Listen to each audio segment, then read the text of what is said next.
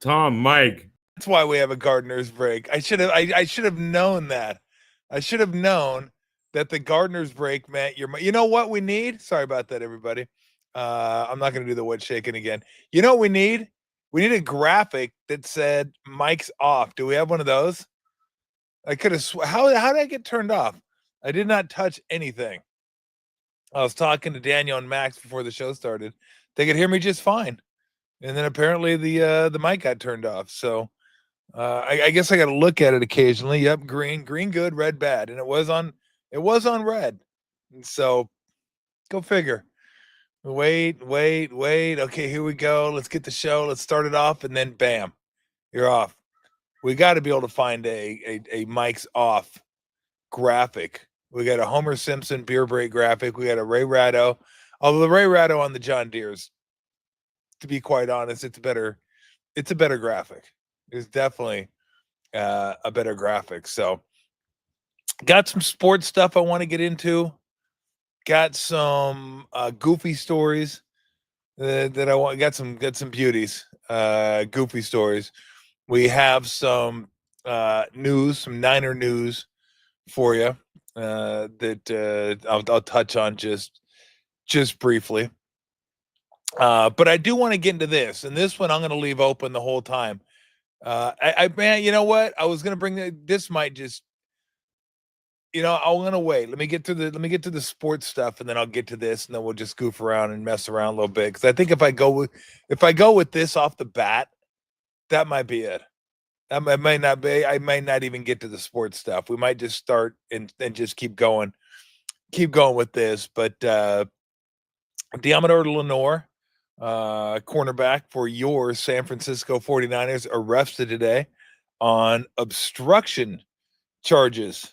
And I will read to you exactly what happened. According to the LAPD, officers had approached a group that included Lenore and observed a gun inside a parked vehicle. Now, I don't know if they were standing around outside the vehicle, inside the vehicle. It doesn't say. When police asked for the keys, another man tossed the keys to Lenore. Lenore then threw the keys to a third man who tried to hide them. What? He thought this was going to work? Like, what are they? What were the cops like in fifth grade? And Lenore and his buddies were seniors in high school. They're like holding the cops above the jump and get it, throw it over here, we'll throw it over there. And cops are like reaching up and trying to give me the keys, give me the keys, give me keys. No, you can try to get the keys, try to get the keys. I'll throw it over there. Like, what are you doing? What are you throwing the keys around? Like, how old are you? And then try the last guy like try to hide him. Where are you trying to hide him? I'd like to see this whole thing play out. Like, do they have video of this thing? If there was ever video of this thing, I want to see what these masterminds had in store. Like, what was their plan? My guess was they didn't really have a plan. They saw the cops walking up to the vehicle and then just decided to throw the keys over here. Hey, give them to me. Hey, give them to me. But that doesn't really hold water because the cops had to be close enough to the car to witness, or not witness, but see a gun in the car, and then want to get in the car and search it. So I don't know. I mean, it's not a good look. You look like buffoons, like Keystone Cops out there, and the Keystone Cops are not the cops. Keystone Cops are Lenore and his gang, his crew. You take them. We got him. Throw him over there. We got throw him over there. We got throw him over there. We got hide him. And like they weren't anyway. So it's probably not going to end up being a huge deal. By the way, crazy normal, monkish, what we're going with today, paleo. Uh, it's a great thing about starting the show at 4. Not that I feel guilty if I'm going to drink at like 1, but 4. It's like the weekend started, pal. Let's go. Let's get this thing rolling, and we'll get it rolling. Bunny's on board with the drinking at 4 o'clock, aren't you? Bunny decided to come on over and chill. You can see the ears. Oh, there's the bunny. Oh, there she is, saying hi. So she'll probably be bouncing around throughout the course of the show. Kitty's lazy. Lulu lazy. Well, Lulu went for a walk. Lulu went for like a 4.5 mile walk. So I think Lulu's tuckered at this point. And the kitties are just always tuckered. They're like always lazy, but the bunny's always on fire. Bunny's like, what do we get? You get the show going? I'm in. Bunny's a huge fan of the show. Lulu usually is too, but again, she's tired. So again, I don't think this is any big deal. It's just stupid. Just dumb. And when you had a really nice, easy, breezy off season, nothing happening, no news. Like no news is good news unless you're signing someone to a contract extension. Like Brock Purdy. That was news and that was good news. This is news that you don't need. It's just, it's a distraction. Not a huge distraction. It's more of a, dude, what are you doing? what, what? Why? But I don't think it's a huge deal. It just was nice, as opposed to last year when the Niners had one of the noisiest camps or noisiest off seasons in the league. Them, the Jets, and the Cowboys all had noisy off seasons last year. How'd that work out for them? Not good for any of them. So again, I won't put this in that category because it's not, and it's not. I don't think it's a huge deal, but it's something, and it's always nice when you can just kind of go through the off season with no noise whatsoever, no potholes, no turbulence, just nice and smooth into the season, into camp, into preseason, into the season, and you're good to go. And they've done a pretty good job of it right up until this point. Again, I don't even think this is a pothole. It's like a minor bump. It's like a little bobble, and you're good to go. It's just more dumb than anything. More dumb than a distraction. A couple of things I wanted to get into sports wise.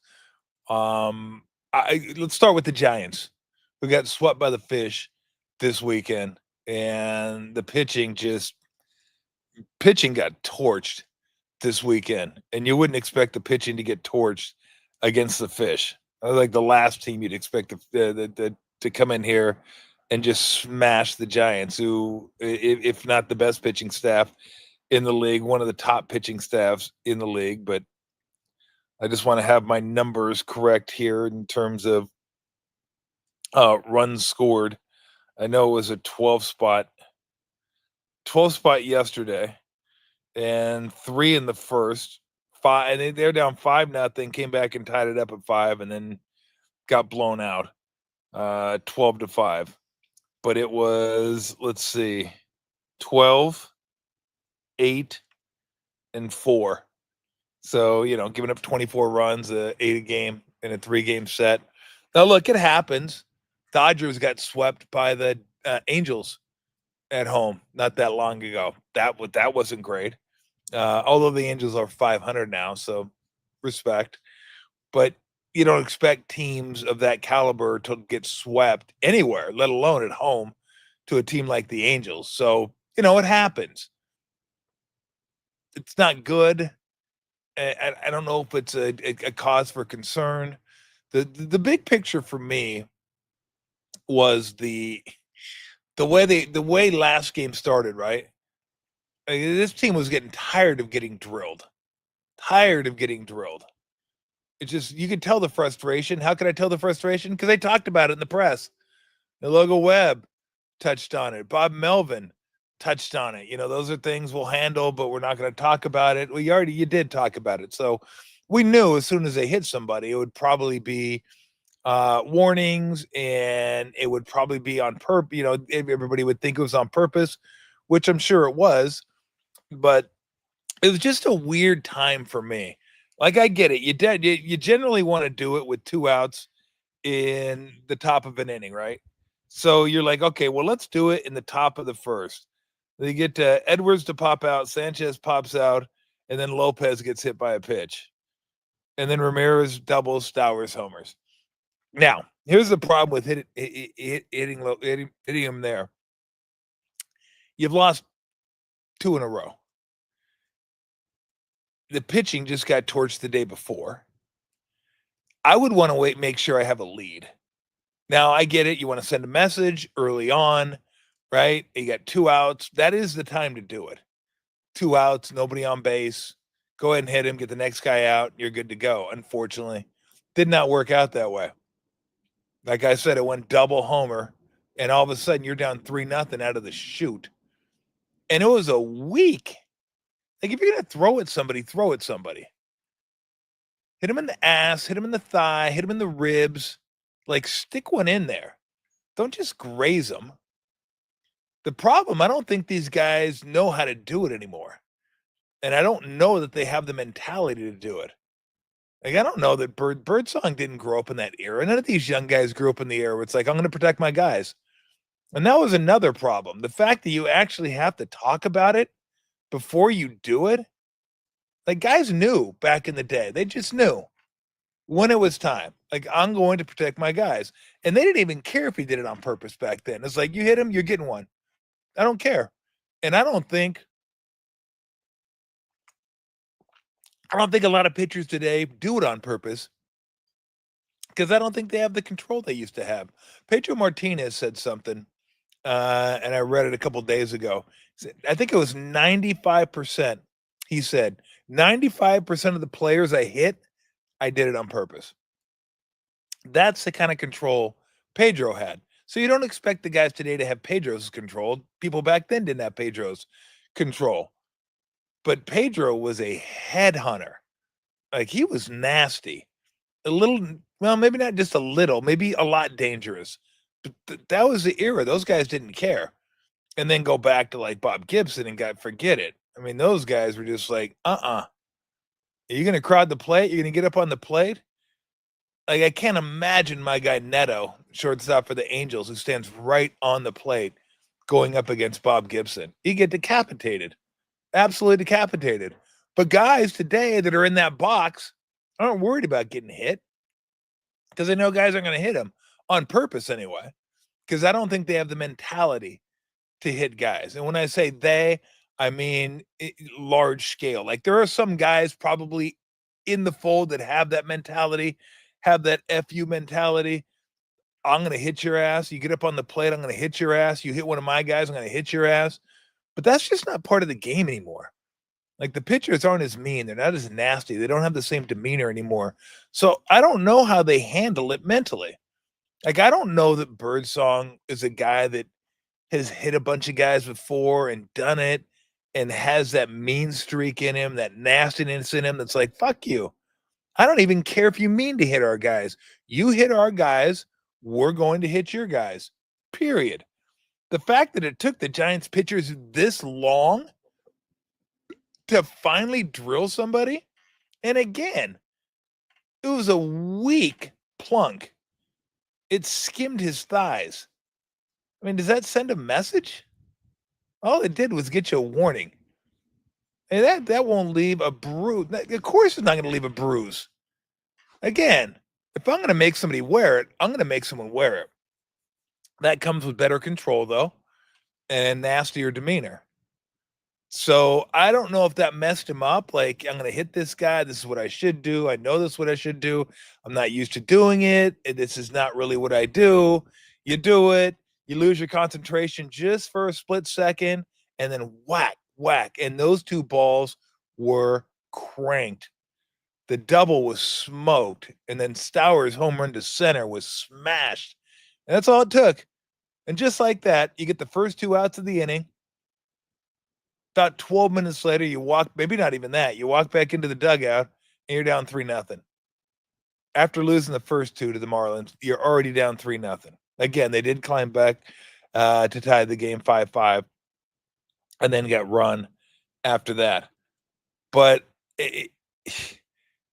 this is something that, like, and I'm a huge believer in players policing the game. I don't like the fact that umpires and officials have to police the game. I am a fan of frontier justice in that way. That's the way I grew up playing. That's the way I grew up watching the game. And I think players do a better job of policing their game than officials, umpires, and rules. I really believe that. Because if you know how to do it, you do it right, you move on. Guys are like, good. You know, you hit our guy. It's not like they like it, but you get hit in the back. You're like, okay, we're good. Sharks on the clock. Let's see if they take that Misha guy. I know nothing about him. I just read about him. They said he's a guy that could play like maybe on the front line with Celebrini, or they could have a dynamic 1-2 punch. Like he could be a top six forward. So I'm not sure. Did the defenseman get taken number one by the Islanders? I guess that was the guy that was kind of the consensus number one. Apparently, there's two. This was like the NBA draft. Apparently, a little bit like the top two guys kind of separated themselves from the rest. And I mean, but I could be wrong on that. But we'll see. You pop the name up on the screen when you find out who the Sharkies take. So anyway, I was just saying it's a different era. Guys don't know how to police the game anymore. And guys don't know how to get physical in basketball. Guys don't know how to drill guys in baseball. It just, it's a less physical. I always joke, say it's softer. It is. It is softer. Society's softer. Sports are softer. It doesn't mean it's all worse. I mean, for the better in a lot of ways. Yeah, Schaefer, that was the guy. Schaefer was the number one guy, defenseman. And then Misha was supposed to be the second guy. So, but the game probably was soft in my era compared to guys that played in the 60s and 70s. They probably looked at our game like, you kidding me? You think this is physical? This is tough? This isn't tough. So it's going to gradually get softer and softer and softer as the years pass. But I think the game actually becomes more dangerous when guys don't know how to police the game and they don't know how to take care of their own. You got to have guys that know. And yeah, can guys get hurt? Yeah, absolutely, guys can get hurt. There's no doubt about it. We've seen guys get hurt, both in basketball, baseball, football, whatever. But they've tried to legislate a lot of the risk out of the game, and they don't want players taking matters into their own hands anymore. They don't want players policing the game. So again, players don't know how to police the game. They don't know how to hit guys. They don't know how to take a physical, hard foul without knocking some guy in his head and killing him. They just don't, because they're not used to doing it. And when you're not used to doing something, then, well, you're not going to do it. Then you're not going to feel comfortable doing it. So I'm wondering if Birdsong felt comfortable doing what he was doing. Like in theory, he might have thought, this is the right thing to do. And again, I'll go back to what I said earlier. If you have to be told to do it, and it takes Logan Webb saying maybe we got to protect these guys better, or Bob Melvin saying, we need to do something, but we're not going to talk about it in the media. I mean, what are we doing at that point? What are we doing? So, let's see if I can read this. Tammy said, I'm a fan like you, always appreciated. Yeah, the AC/DC. Oh, well, she just says, saying she appreciates the show. Thank you very much. I appreciate that. It's especially on a day like today. It's awesome out here today. Love it. It's like 70. Got the bunny chilling over there. Pippi just walked by doing her thing. And so, but I mean, look at hockey. We just talked about the Sharks, hockey. Not that I want goons in the game, but the game was different. You mess with our star, then you're going to get knuckles. All right, we're dropping the gloves, and that kind of protected players from other players taking runs at him. You don't have those guys now because hockey is a sport where everybody better be able to skate a little bit and have some sort of skill. Back then, they'd have somebody on their team and just like, okay, they could skate maybe a little bit, not going to give you a lot of points, give you a lot of penalty minutes, and he's out there for one reason. If you're going to take liberties with our players, you're going to answer to this guy. And that was the same in baseball. If you're going to take liberties and throw at our guys, we're going to hit your guys. Period. That's just the way it is. I mean, the Dodgers, Padres didn't mess around. Padres were getting hit. And it's like, okay, you're going to hit our guy? We're going to hit your guy. I think Ohtani was hit twice during the series. And what did Ohtani do the last time he got hit? He just said, just stay in the dugout. I'm good. They did it right. They hit him in the leg. I think it was in the lower back or ass, high, thigh. It was right in that little target zone, right? That little quarterback. Like that's where you can hit the quarterback now. Like right between here. Right in there. And that's fine. Yeah, that's fine. Just keep it below the shoulders. Try to keep it above the knees. And you move on. But like if I'm a player, I don't want to have to decide whether like, oh, did they hit me on purpose or did they not hit me on purpose? Because look, either one of two things happens. Either you're trying to hit me on purpose or you're pitching inside and you have no business pitching inside because you have no control. And if you don't have control, you shouldn't be pitching inside because then you become dangerous. Because then if you try to go up and in, you're not even aiming for their head. You might hit them in the head because you missed by a foot. So, and if you're going to do that, then what's the only way I can keep you from pitching inside? Hit one of your guys. Say, bro, you better wake up. You're going to keep hitting our guys. I don't care if it's intentional or not. You're going to get hit. And I'm going to be the guy to do it. And so we'll see if the Giants can get out of this funk. But again, I don't know. You start looking at just this era of ball players. They weren't brought up doing that kind of thing. It's a different, you don't take guys out at second base. Go back and look at Hal McRae taking a guy out at second base. It's like a damn barrel roll at second base. Will Clark, right, against the Cardinals. Kendo and then Ozzie Smith. You got the big fight. Candy Maldonado jumping over the top. Oh, sweet.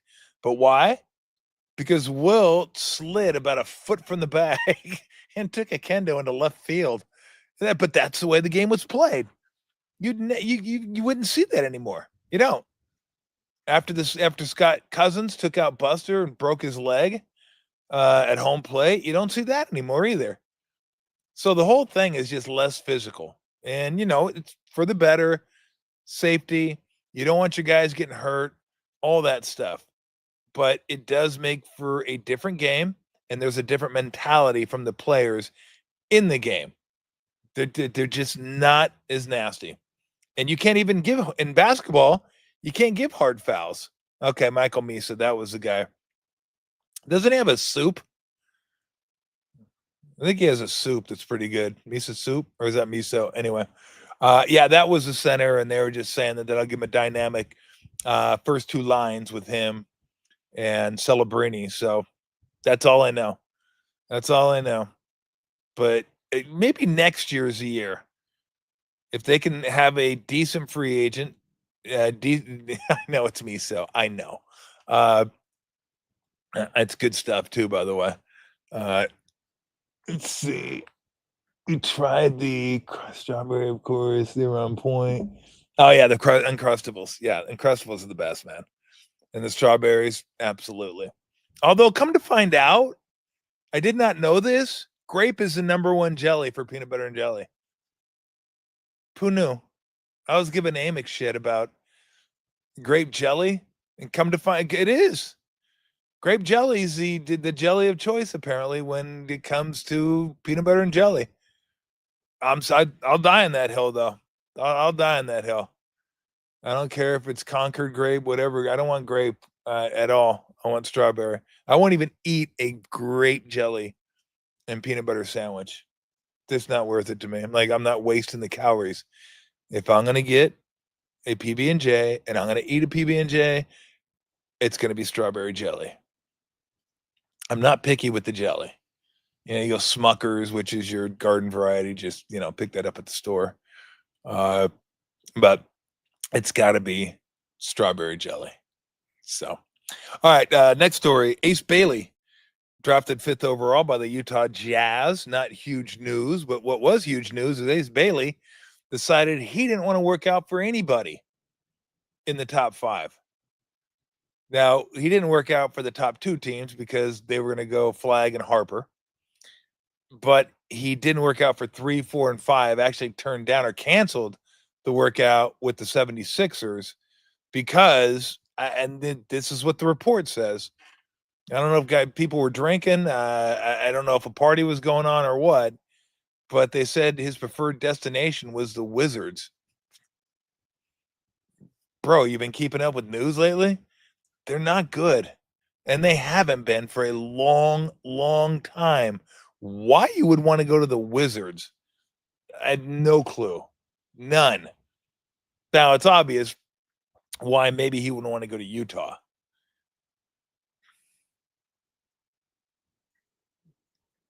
It's Utah. I mean, I don't talk to a lot of brothers and say, "Where you want to relocate?" Yeah, I'm thinking about going to Salt Lake. Really? Wouldn't have guessed that one.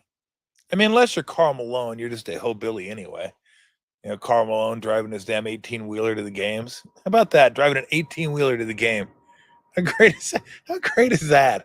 An 18-wheeler to the game. So it ain't just the brothers anyway. I don't know a lot of guys that want to go to Salt Lake. But I gotta say, Utah is low key pretty beautiful, man. If you're into outdoors, you probably could do a lot worse than Utah. Utah ain't bad. We're talking about Bryce Canyon, and I mean, it's got some really pretty area. But I put it this way: under Danny Ainge stewardship, I'll give Utah a much better chance of winning basketball games in Washington. And you see right there, Bailey plans to report because there were some reports out there that he might not report if drafted by a certain team. But so he didn't want to do workouts, he didn't want to do anything. And then he ends up going to Utah, who didn't work him out anyway. Hey, there have been people, Evan Mobley, didn't work out for the Cavs, got drafted by the Cavs. Just because you don't work out for a team doesn't mean they're not going to pick you. I mean, don't you remember a guy? Let me see if I can read these. I need to get these bigger. Maybe I need to get glasses. Yeah, see, it says hell, I'm white. Don't want to move to Utah. See, it's not just color of your skin. It's some people again. If you're into fishing, if you're into hiking, if you're into like probably trail bike stuff like that, Utah is probably awesome. Again, Utah does have some pretty beautiful land, but probably not for me. And my in-laws used to love to go there. They'd go there all the time. Zion, and Bryce. So, and Lori's been there a few times. She really loves it too. But yeah, to live there, probably not for me. Maybe though. I don't know. Who knows? Uh, but I'll give them a better chance to win than Washington. But he wanted to go to Washington for whatever reason. But he is going to report. And my point being is like he got drafted by a team he didn't want to work out for. Evan Mobley got drafted by a team he didn't want to work out for. There is a guy, you guys may be familiar with him. His number is 30. He plays for the Warriors. He's had a pretty good career, and he didn't want to work out for the Warriors. If you remember, Steph Curry did not want to work out for the Warriors, did not want to go to the Warriors, wanted to go to the New York Knicks. Larry Riley said, yeah, okay. You're not working out for us. Cool. We're taking you. Period. So you can still draft somebody. I guess the only recourse you have, bro, if you expect me to read that, I mean, I can barely read the other stuff. That's just not going to happen unless you want me to put my face right up against the computer. Yeah, thank you. You're about to make me take my sunglasses off. And Mark Spears said, I think he said something similar to the Steph Curry, but like a ton of guys. I don't know why you got to go work out for teams anyway. What do we have the combine for? Why do we got to go to the combine and then go to teams and work out for them? Isn't that what the combine's for? Work out, see me in my underwear, check my medicals, get a chance to interview me. Like if you want to interview me again, cool. But Why would I go work out for you again? I already did everything I needed to do. Oh yeah, and I have this thing called game film. Watch it. Check it out. You can do that as well. So these individual workouts have gotten out of control. Now, I understand why there's individual workouts for guys that don't go to the combine. Those are guys like second rounders, undrafted guys that go to the combine. And that I totally get. And I would go to those if I was a second round draft pick. I'd want to show people, my work ethic. I'd want them to meet me if I thought that was a good idea. My personality, my understanding of the game of basketball, whatever you think would be beneficial to you, then yeah, I would definitely do that. But if I've already gone to the combine, there's just no reason for me to go to the workouts. So it didn't bother me. It wasn't an Eli Manning, John Elway type of deal where, hey, if you draft me, we're not going. We're just not going. Period. He was like, I'm not going to work out for you, but if you draft me, I'll be there. And he's going to be in Utah. He's going to report. Sounds like it's going to the Army or something. I'll report. I'll be there. So he'll be in he'll be in Utah. I think it was a good pick by them. Although I wonder how good Bailey and Harper are. I know they were injured last year, a little bit on and off, so they didn't get a chance to play together and gain that chemistry. But man, that's wild, isn't it? You got a second overall pick in Dylan Harper, fifth overall pick in Ace Bailey, and your team can't make the NCAA tournament where 1,000 teams make it. I mean, if I'm the coach, that's not a great look. Like, I don't even know how that's possible. I mean, Ben Simmons did it. Ben Simmons managed to pull it off. He was a stud, number one overall pick at LSU, and they didn't make that. I think they were like 14 and 18. I don't even think they were 500.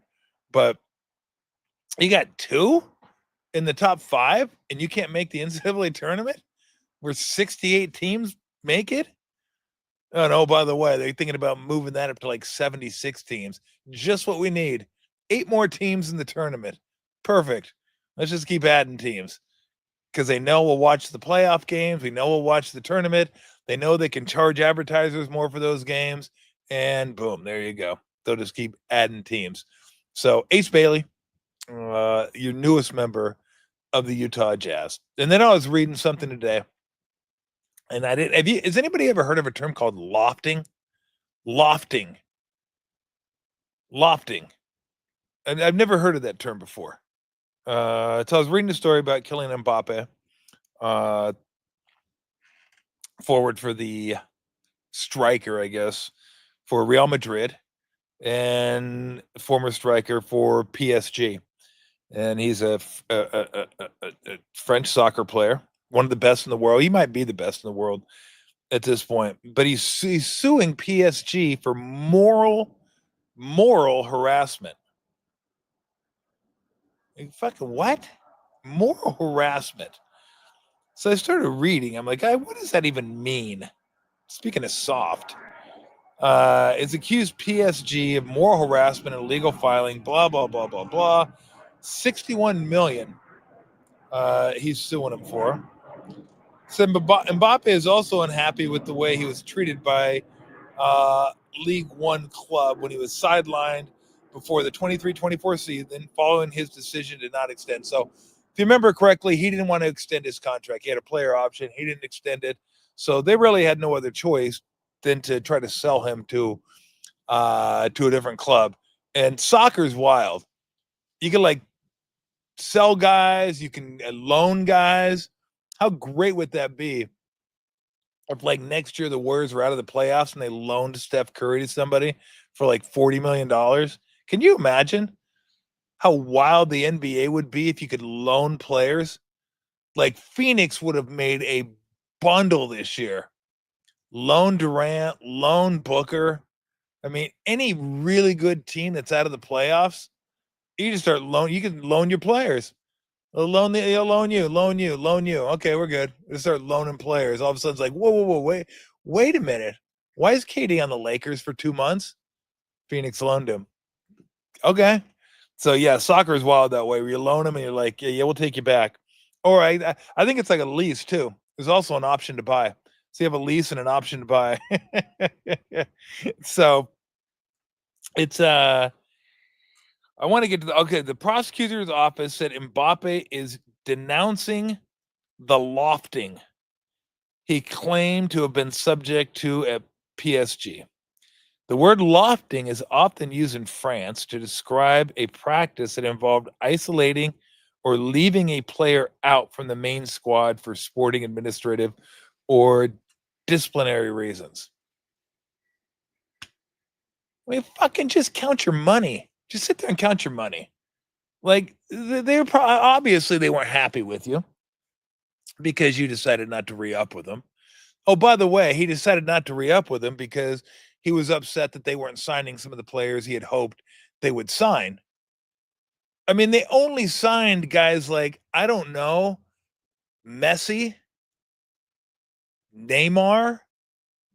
I mean, you were on a line with, and again, I don't know if it's a line because sometimes the soccer configurations, they have a bunch of different like configurations, and I'm not that familiar.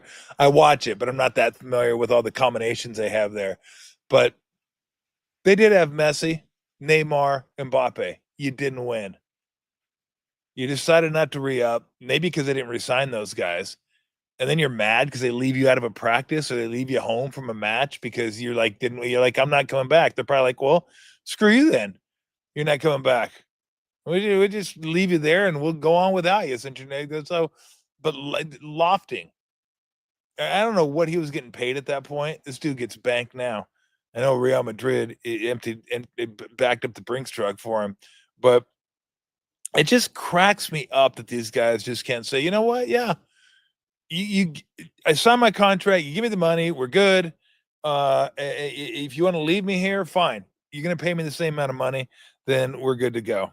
So, anyway, if you're a Sharks fan, we got a Misa breakdown for you.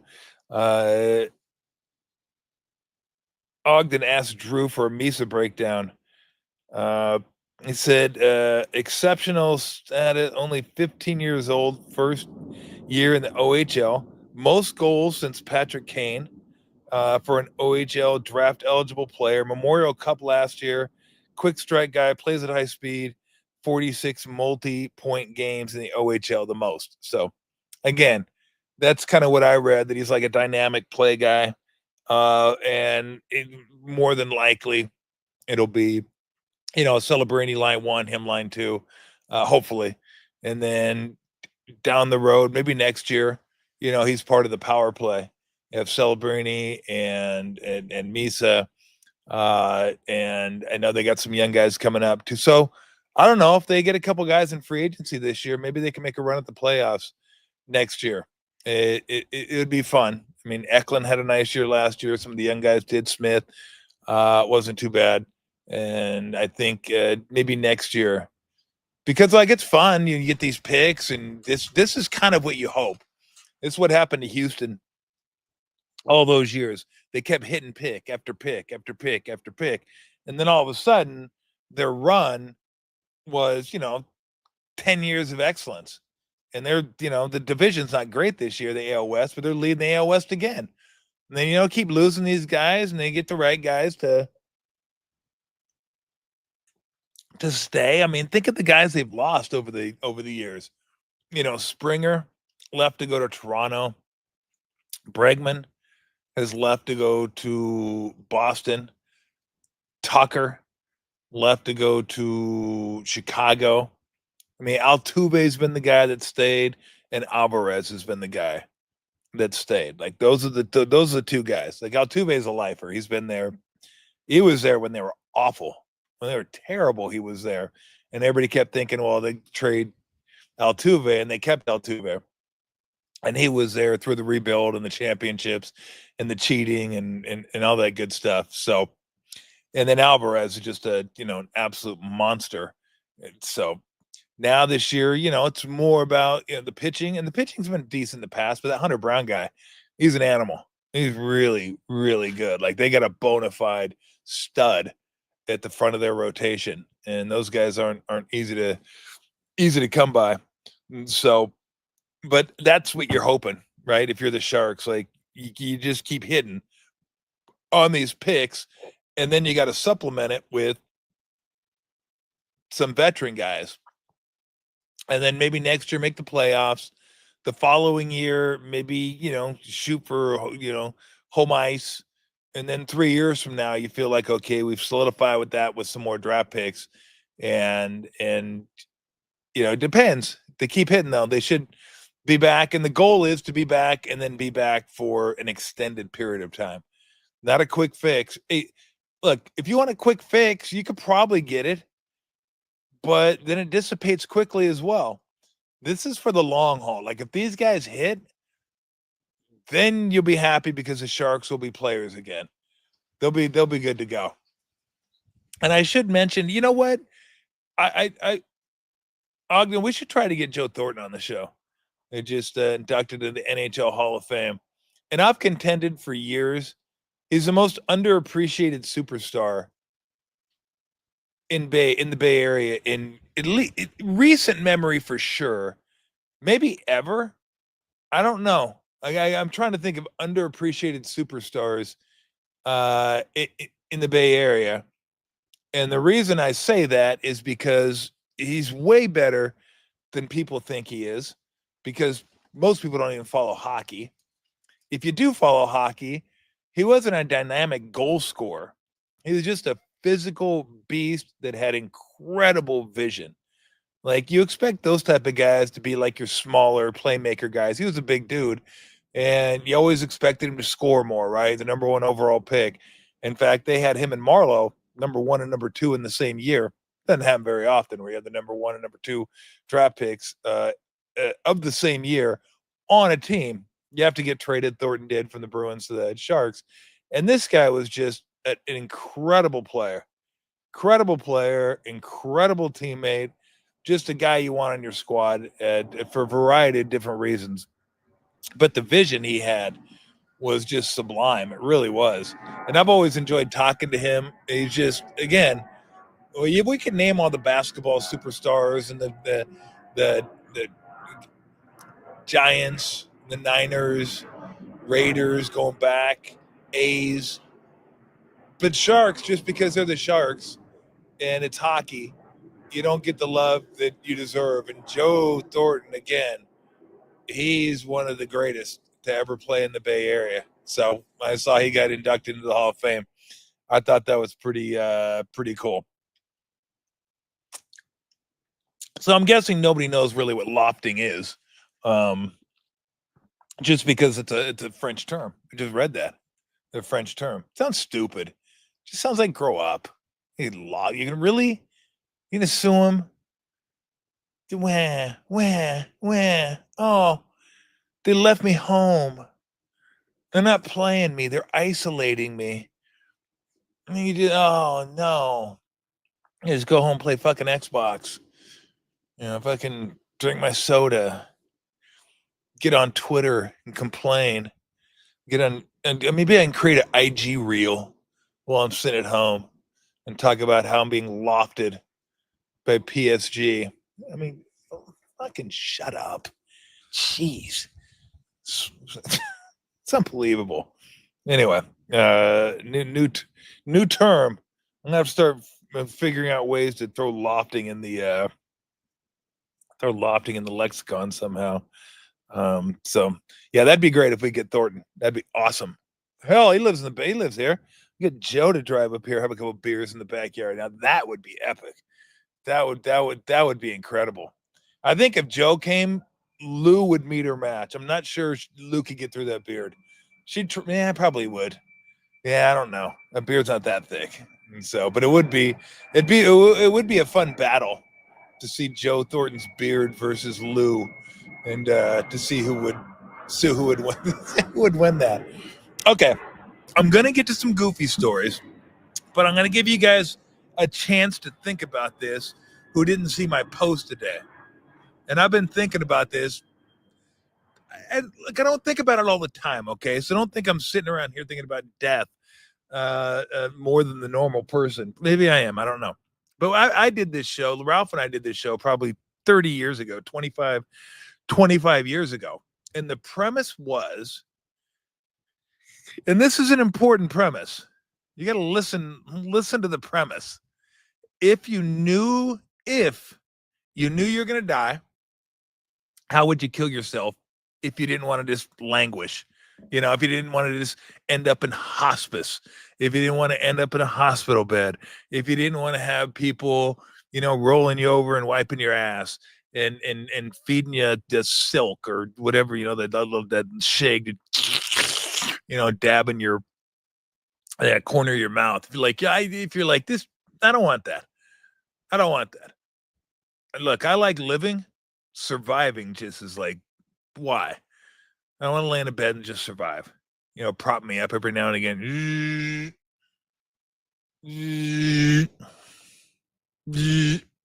No. Now, I don't know if these are even possible. Like, but this is what I'd like. Like, if I get to that point where it's like hospice, I've come up with two ideas. I think one's more palatable than the other. I came up with three, actually. One's not palatable.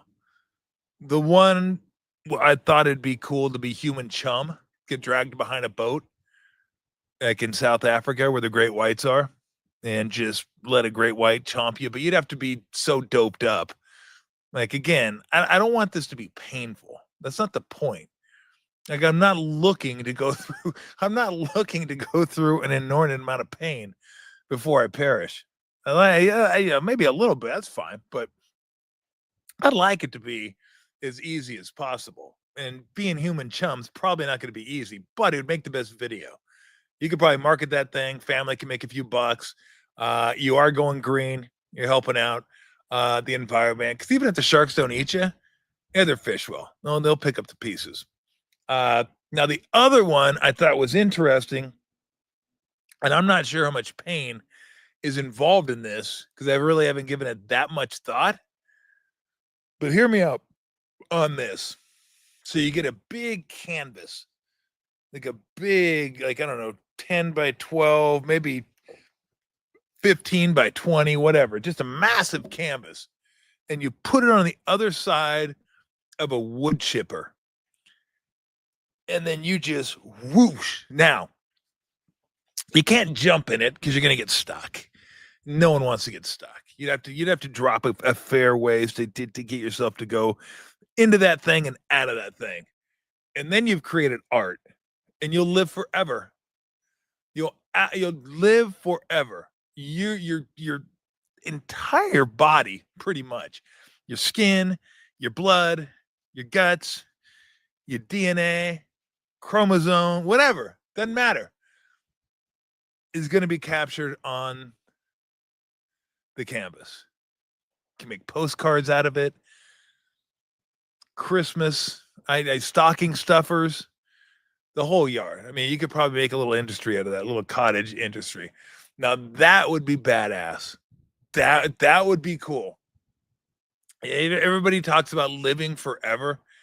No one's living forever, and I don't want to live forever. I don't.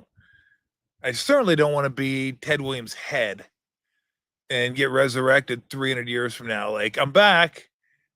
Can you imagine if somebody from like the early 1700s was brought back to life in 2025? No chance. None. They would last 2 days and kill themselves. They just like, fucking toast. What? What am I doing here? I don't even know how to do anything anymore.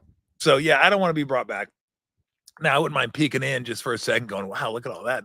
Look at that. Wow, that's incredible. All right, back to bed.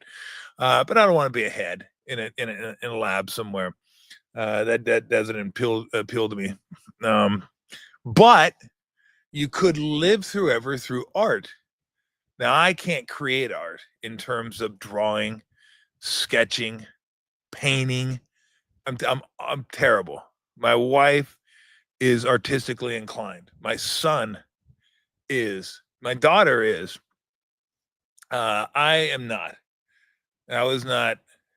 My art was the finger roll. And that even wasn't that artistic, gotta be honest. But you go into the wood chipper, everything you are is right there. It's on the canvas. I mean, aside from some of the sinews and bone chunks that get caught up in the wood chipper itself, but so you get 95% of you, maybe not 100% of you. You got to clean out the wood chipper, and we'll just let that go. But the downside to that, obviously, is pain. That could be that could be quite painful. That could be quite that one would be a tough one to like get yourself up for, like going full Fargo, and I just boom. And it might be a little gross. Like, I don't know if people are gonna want it. I mean, I would hope. See that right there. That's the worst though, because you might bleed out in that one. You might just get the shark may take you.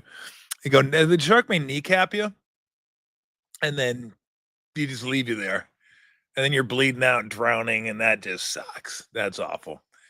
Now the wood chipper, like if I could get a clean, it's like a juicer. You ever have those juicers? And you do like a celery stalk, and you start here and you push it down, man, those celery stalks go down smooth and juicer. Like they're just like whoosh. I mean, just bam. Like if you could do that, like if the wood chipper were a juicer and I was a celery stalk, and you could just take my shoes and the soles of my shoes and just put me like this and go whoosh. And it takes like, 3 seconds. Boom. Lock me up. I want to be art. And I'll even sign it before. Like I'll get over there and I'll prick my finger, and then because you can't sign it in blood. It's going to be blood anyway. You got to sign it in something else. I don't know what I'd sign it in. I don't know. Maybe USA colors. Maybe, I don't know. But just sign it. Something stupid. Sign it, Tom Tolbert. And then 2 seconds later, poosh. Now the problem is containing it, because you don't want to put it right up next to the chipper, because then it's just all concentrated blood. You want it to spray, right? You want it to spray. And I think that would be badass. And then I would hope one of my kids or one of my grandkids would display it in the room. Living room would be the dream, but I mean, can you imagine the conversation started? That is a really interesting piece. What is that? Oh, it's my grandpa. Yeah. Yeah, he got to a point where he just said, I'm done. And he jumped into a wood chipper. What? Yep. That's my grandpa. I mean, that'd be way better than an urn. Way better than a grave. Way better than getting stuck in a mausoleum. Where you actually got to go somewhere to visit somebody. Right? You got to go to the grave. You got to go to the tombstone. Maybe you're a little buzzed and you're like, where's that tombstone anyway? Did somebody move the tombstone? Where is the tombstone? I don't know. This is good enough. Or you get the mausoleum where it's just a little haughty. Like, oh, we're going to be in the mausoleum inside. Costs a little more money. Like, who are you, fucking King Tut? Living in mausoleum. Like, just stop. And then the urn, which is probably the way I would go if I had to choose one of the traditional ways. Urn's fine, but then you just get sprayed around anyway. Like, I'm doing that without... I'll do that. And that's my next one. But this one, I'm not asking you to do anything. I'm asking you to put me in a wood chipper and boom, look what I've given you. I've given you art. You don't need to go anywhere to visit me. Thank you. That's me. Now, it would have been nice of you to put a little, like, right there, a little canvas. Could have seen what it would have looked like. I'm not, you don't got to visit me. You don't got to go on my birthday. You don't have to go. And you know what? I'm there. I'm there for you. Right there. Boom. So anyway, that's idea number one. And the more I started talking about it, the more I've actually liked it. I kind of like that idea. The pain aspect is not a little bit of a drawback for me. And that's one you could do, right? All you got to do is like rent a wood chipper. Like you could pull that one off. You don't need any help doing that one. Uh, Maybe take a few Tylenol before, take the edge off. You know, maybe like 6, 7 Tylenol, Advil. What I don't know. Let's figure it out. Or maybe I just I take a no, I wouldn't take a hit because I'd just cough. I wouldn't take that. I wouldn't do that. Maybe I'll just take a hit off the Sherm stick that I have laying around the house. Take a hit off that Sherm stick.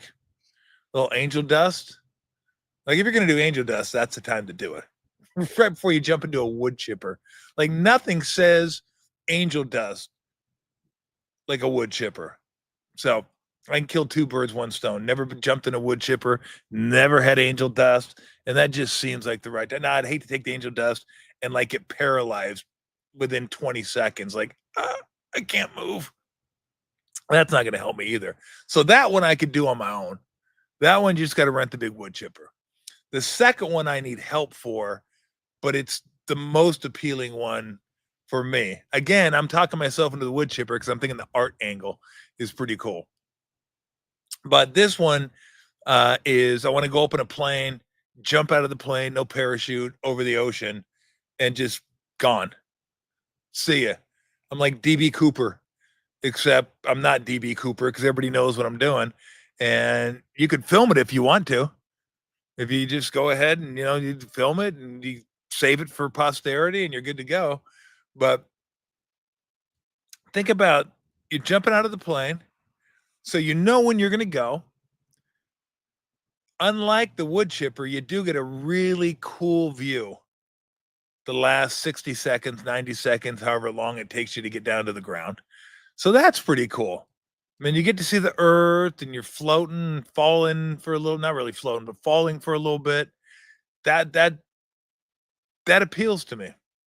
What also appeals to me is I'm going green. I'm helping the environment. Drop me in the middle of the ocean. I'm fish food, whether it be sharks, fishes, whatever.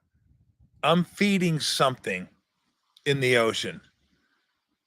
Like I've had enough salmon in my life and catfish and, you know, shellfish. And like, now I'm giving back. Now it's my turn to give back. You've given me, now I'm going to give to you. So I'm going green and there's no hassle. I'm not burdening the family with funeral plans. And you don't have to take me down to the funeral home to get the urn that cost $1,000. Like, it's like, why does it cost so much? You're sticking me in an oven and giving my family the ashes, and that's like the cheapest option is like $1,100. Like, what are we doing? So none of that. No out-of-pocket costs. No trips to the funeral parlor. No, where do we spread the ashes? No, where do we keep the ashes until we spread them? You're gone. Toast. And what do we have from people that we love after they pass? Anyway, memories. That's all we have. That's all we have. Like I don't really get caught up into, and this is me personally. Like my dad had some watches and stuff and rings that my son has, and they mean a lot to him. They do, and it's really, I mean, it's cool, and a lot of people have that. I don't.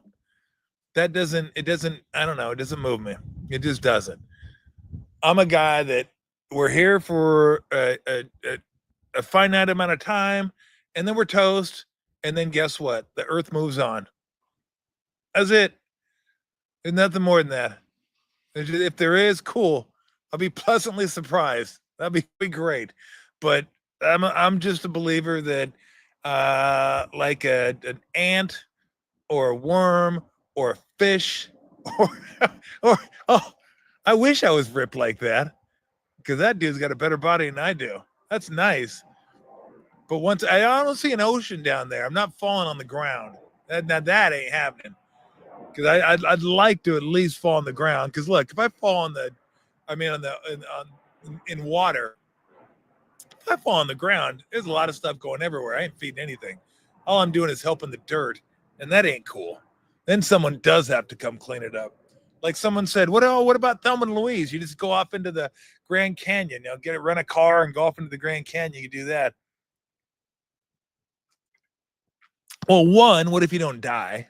I mean, it's not like you're not 10,000 feet up. Two, family's probably going to get a ticket because it is a national park. So that's not cool. Then I'm putting somebody out. Someone's going to have to clean up the car. Someone's going to have to go down there, get the car, take it out of the canyon, leave the car there in the canyon. And I'm making people do stuff that they wouldn't normally have to do, like go out of their way because I was an idiot and I decided to drive a car into the Grand Canyon. So I don't want to do that. I don't need people to be forced to go out of their way or put them out because I decided to do something wild. I'm trying to keep it as simple, streamlined as possible. So those are my choices. That's what I've come down to.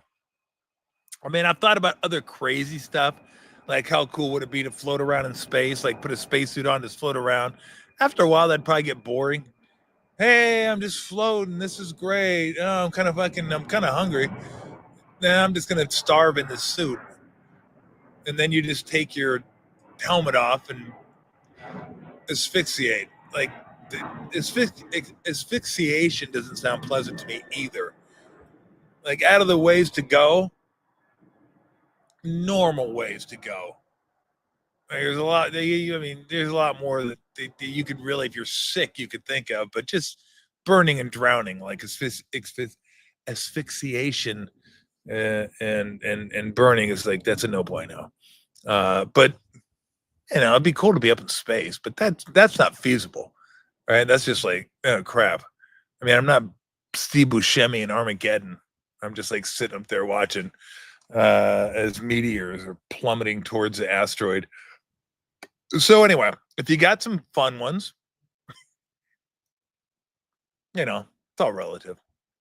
If you got some fun ones you want to share, if you've thought about like, again, this is if you know you're gonna die, you don't want to be in hospice, you don't want to be a burden to anybody. You're just like, let me one more bang, one more fun thing to leave Earth with. We'll pop those up and I'll read them. I do have some funny stories though for you. I knew this was going to be a good one when I read the woman in this one was a life coach. I'm like, life coach, huh? And it says she's a nurse, but I'm not sure if she's a nurse and a life coach, certified health coach, or that's like they say she's a nurse. But she's really a life coach and a certified health coach. There's so many quote unquote jobs that just aren't jobs. They're just like made up shit that people come up with. I'm a life coach. So this lady, Allison Lynn Gazer, 46, Pittsburgh, was going on a trip to Mexico. Going for a vacation, one of those resort vacations, all-inclusive deals, and she's going to take her dog with her. Cute little dog, by the way. It was a little French bulldog that looked like a Boston Terrier, which for me, I love it because obviously I love the Boston Terriers and French bulldogs are really cool. So if you mix the two, I'm totally good with that. I'm good. That's like you look at that dog, you're like, that's a good-looking dog right there. So she took it to the airport in a stroller. I mean, you get a stroller for your dog. Your fucking dog has 4 legs. I mean, unless your dog can't walk, has some spine problems. But just to put your dog in a stroller. There's another picture of her too with the dog in a one of those backpacks. She's carrying it. I'm like, if I can let you put your dog down. Your dog's probably like, put me down. Other dogs are making fun of me. So she had it in the stroller, took it up to the counter, and she claimed the dog was her emotional support animal. And they said, no, It doesn't meet the requirements of an emotional support animal. And we're finally figuring this out. Like, you can't just bring a fucking animal on the plane and say it's for my emotional support. Remember the one lady brought a peacock on there, an emotional support peacock. It's like, get bent, lady. What are you doing? Somebody tried to bring an alligator on there, like a little really, really an emotional. So how is that animal emotionally supporting you right now? So, it's probably a little bit tougher because, of course, we do what we do with everything. We abuse the rules until they say enough's enough. Stop. It's a joke now. And then the people that really need it, a lot of times get dinged because the people that didn't need it take advantage of the rules. You know why? Because they're assholes. That's why. They go, oh, I can do this. I can get away with this. So they said, no, you can't do it. And then she didn't have a kennel. She didn't bring a little crate for it. And I don't know if she would have put it in a crate anyway and put it underneath the plane. That's an option. You can always do that. And they had little carry-ons too. But they told her she can't take her, and she didn't have the crate anyway. So she couldn't take her dog. So she did what, anybody would do, like, well, crap. Let me reschedule the flight, reschedule my vacation, and take the dog back home and or take it over to my parents' house maybe, and they'll watch her. You would think. Nah, she just left the dog at the airport in the stroller next to short-term parking.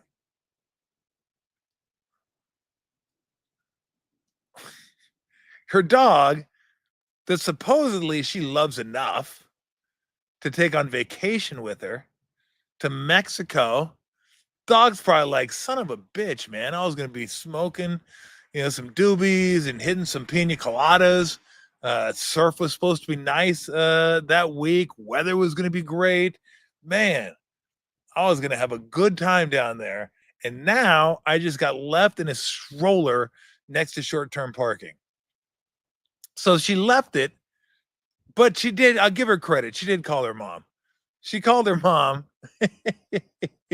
she did call her mom and say, Mom, can you call the airport? Tell them I left my dog there. They can take it to the pound. I'll pick it up when I'll pick her up when I come back. I'll take my dog to the pound. I can't imagine a scenario right off the top of my head that I would ever say, hey, just take Lou to the pound. I'll pick her up later. Ever. But she decided, yeah, that's what she's going to do. Yeah, go to take it to the pound. Take it to the pound. I'll pick her up. So she was fined $500. I would have fined her like 5,000. Like, who fucking leaves their dog at the airport? Seriously. Who leaves their dog? Who takes their dog without knowing whether or not their dog's going to qualify to be a emotional support animal? And then you don't get your way, so you want to have your vacation, of course, because it's all about you. Let's see. Yeah, Lou is not, trust me, Lou was not thrilled with the story at all. So you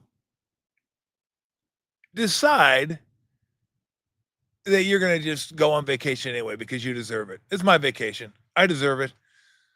Sorry, Poochie. You know I love you, don't you? Yeah. Nothing says love by like being left in an unattended stroller next to short-term parking and probably headed to the pound soon. Nothing says love like that ever. I couldn't believe, like, I was like, and then I read she was a life coach, which was the best part. Well, one of the best part. Well, the whole thing's the best part. From leaving her dog there to calling her mom, and her mom told her, she goes, you can't do that. You're not above the law. I don't know if that was a real quote or not. It is quoted in the story, but I thought that was interesting. Your mom telling you you're not above the law. So when it says she's a nurse, it doesn't sound like the traditional nurse that you find in a hospital. Could be though. Haley was telling me a story about a nurse a week or so ago that left her baby in a dumpster. That didn't sound like a good nurse either, does it? They're just people. I mean, there's so many people that are just whacked out because of things that inconvenience them that they don't want to inconvenience them. Uh, anyway, so yeah, she that said. So I'm guessing the quote unquote nurse is that she's a life coach and a certified health coach. That would be my guess. At least I hope like a hospital is actually not employing her. Can you imagine? She has to work 15 minutes overtime and like you need your medication and she's just like fuck that, I'm out. I got a poker game or I'm meeting Stan or I'm going to the club. I'm not are you kidding me? I'm not staying here 15 minutes to give you your insulin. You're on your own, pal. She'll be here. The other nurse will be here in 15 minutes. Good luck. Or a life coach. I mean, how good a life coach would she be? Right? Can you imagine going to her life coach? Like, I don't know. Nothing seems to be going right for me lately. My boss is down on me. I can't catch a break at work. I've been lethargic. Haven't wanted to go out. Haven't wanted to talk to anybody. I'm just feeling a little bit depressed, and I just don't know if I want to.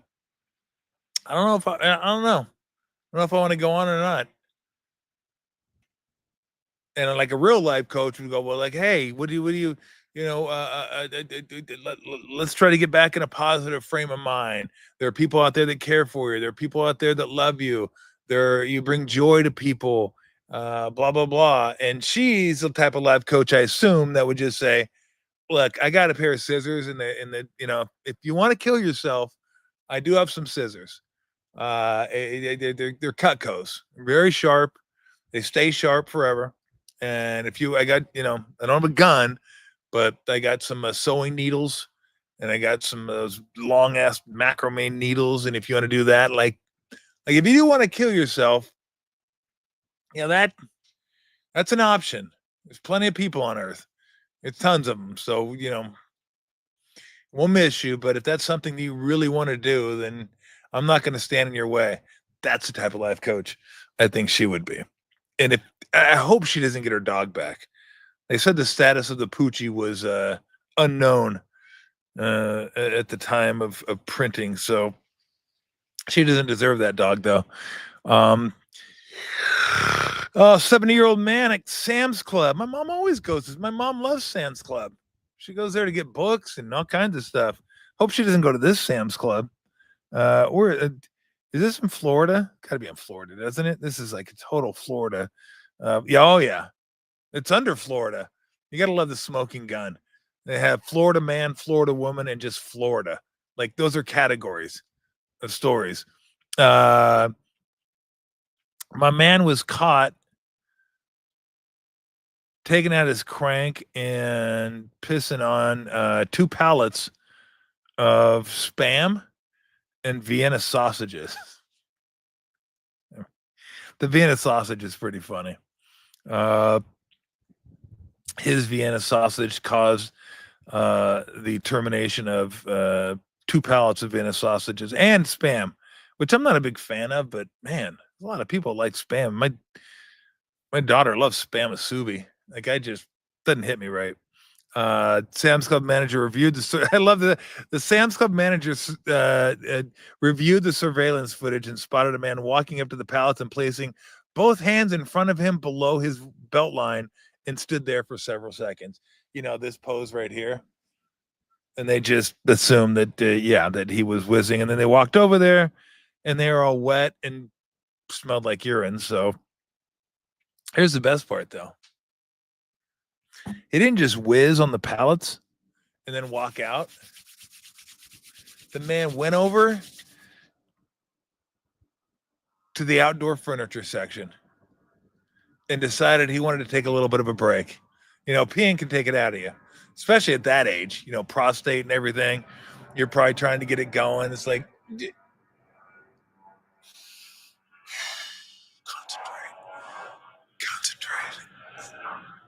Oh. finally get it going. Stream's flowing. So you got a little sweat, little beads of sweat. You go over to the outdoor furniture. You're just like, I gotta chill. I gotta chill here for a couple minutes. Just enjoy a little people watching at Sam's Club, which I'm sure down in Florida looks like a bunch of leather bags with shoes walking around down there, I would imagine. But then he surprises everybody and he actually gets up and pays for his items and then leaves. Now that's a guy I worry about. That's a guy to me that's even more mentally unstable than the guy that pees on the pallets and then takes off.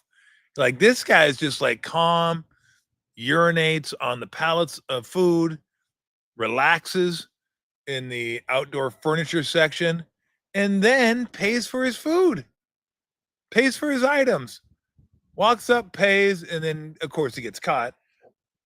And the picture of him is like, yeah, I love the pictures in Smoking Gun.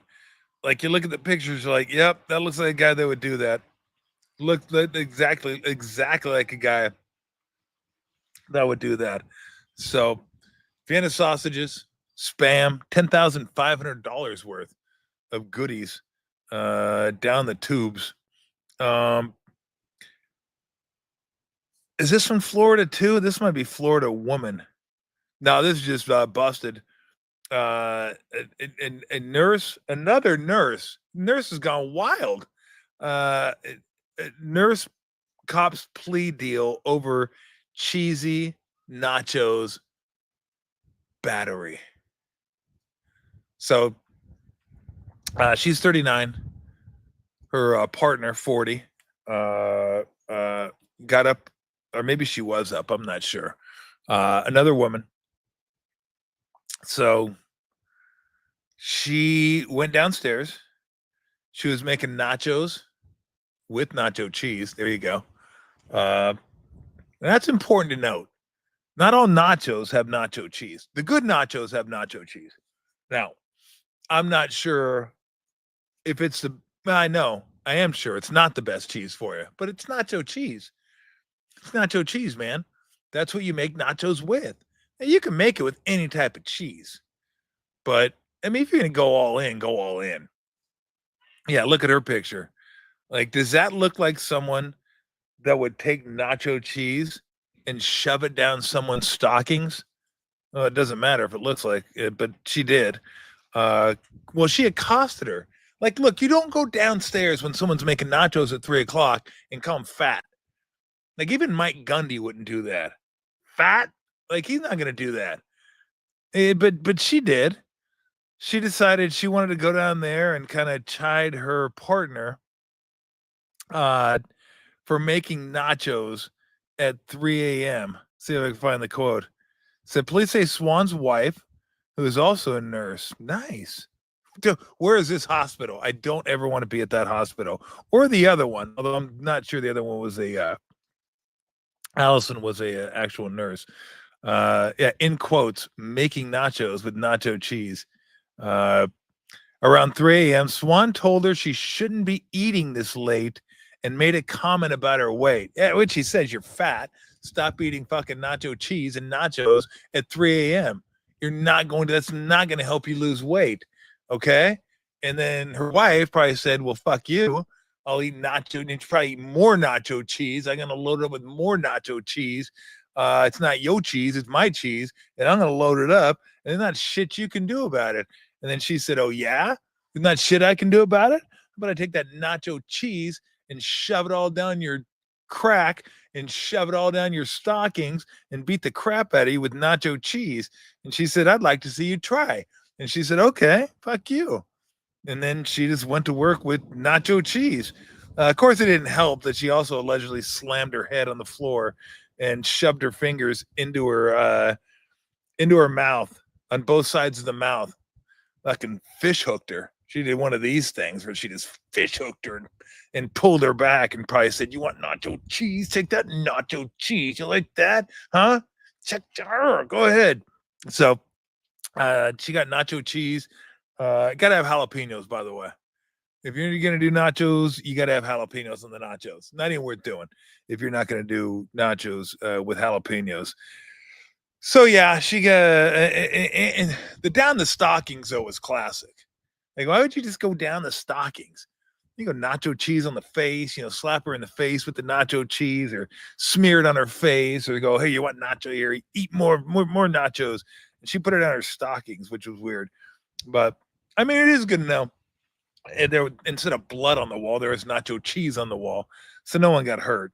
Well, too much, but the nacho cheese attack. But really, she is right. You shouldn't be eating nachos at 3 a.m. I mean, come on, that's not healthy. There's probably better ways to go about bringing it up, but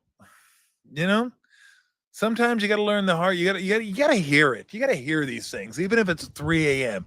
You got to hear that you shouldn't be doing this at 3. You shouldn't. It's not good for you.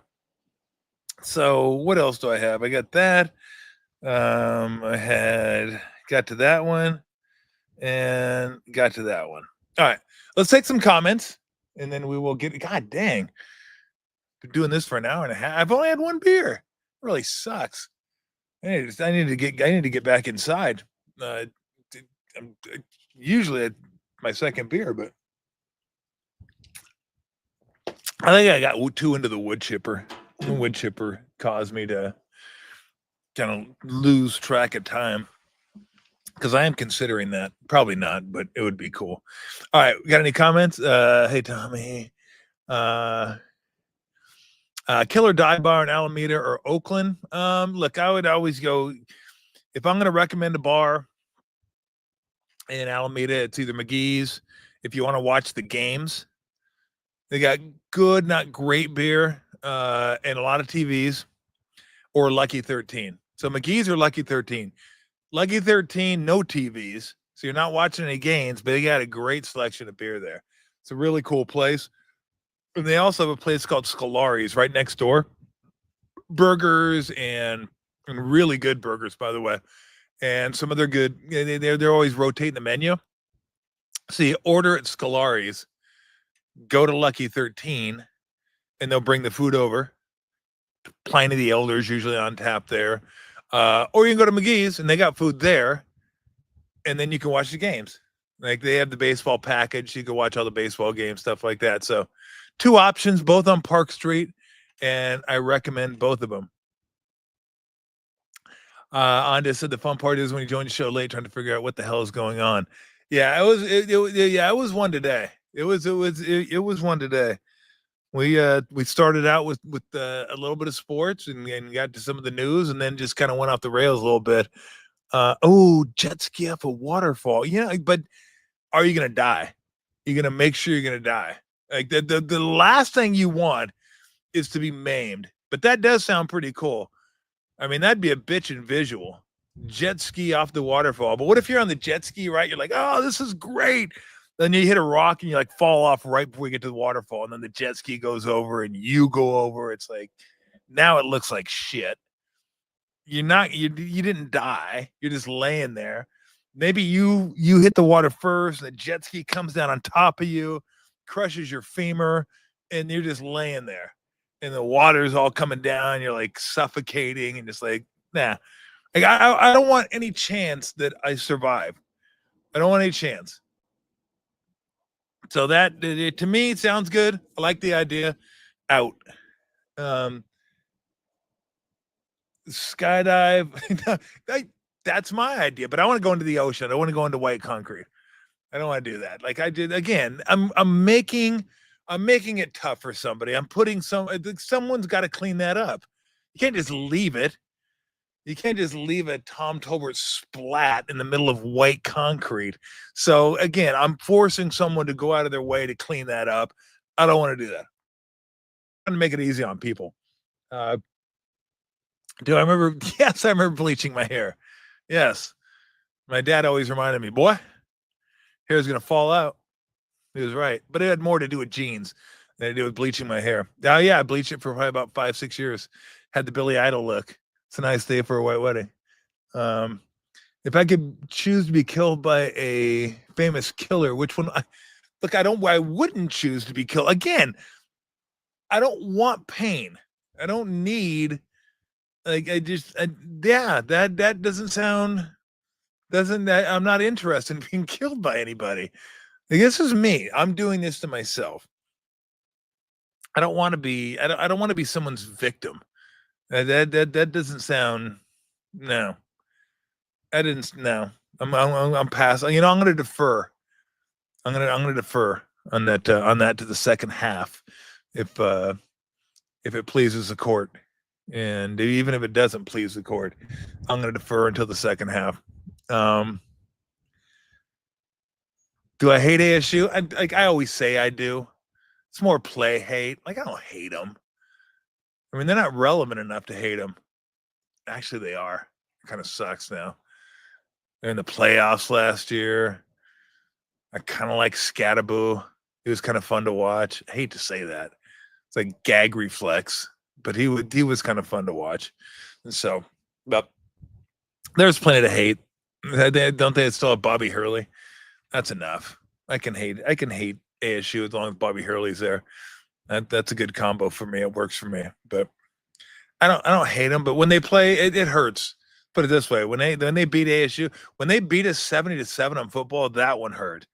That one felt like it left a mark. Like that was rough. It was like 70-7. What is this, Pop Warner? Like that just shouldn't happen. 70-7 shouldn't happen. Like, a Division I school shouldn't beat another competitive Division I school 70-7. This isn't back in the day, like, where the talent gap was massive between schools. So yeah. But am I a fan? Of course not. All right, that's it. We'll get on out of here. We'll send everybody on their way. 5:30. Solid. That was fun. I enjoyed that. That was a nice little Friday, little Friday effort. Little sports, a little creativity, a little stupid idiots. Smoking gun doesn't disappoint. Smoking gun never disappoints. Fark usually doesn't disappoint, but they disappointed me a little bit today. So said, I didn't know you had your own show. First time on the live show. Cool. Thanks, Tony. Appreciate it, man. Hey, and you can like and subscribe. I mention that about once a month. So, because I always mean to mention it. And I know we got buttons and people can, figure it out for themselves. But I guess it doesn't hurt to say it occasionally, but I almost feel like I'm, selling. Like, and then I got to be honest, I just forget. I'm just out here having a good time, having a beer. Bunnies running around and kitties are running around, and Lou's usually out here somewhere. And I lose track, and I just do the show and then I'm done. And so anyway, but if you like, subscribe, cool. That'd be great. I'd appreciate it. We'd all appreciate it. And I guess that's it. So everybody have a great weekend. Enjoy. The weather's supposed to be fantastic this weekend. So I'm not sure what's on tap plastic, but probably some baseball. And yeah. So everybody have a great weekend, man. Thanks for joining the show. I really appreciate it. And we'll see you next week. Take care. Bye-bye.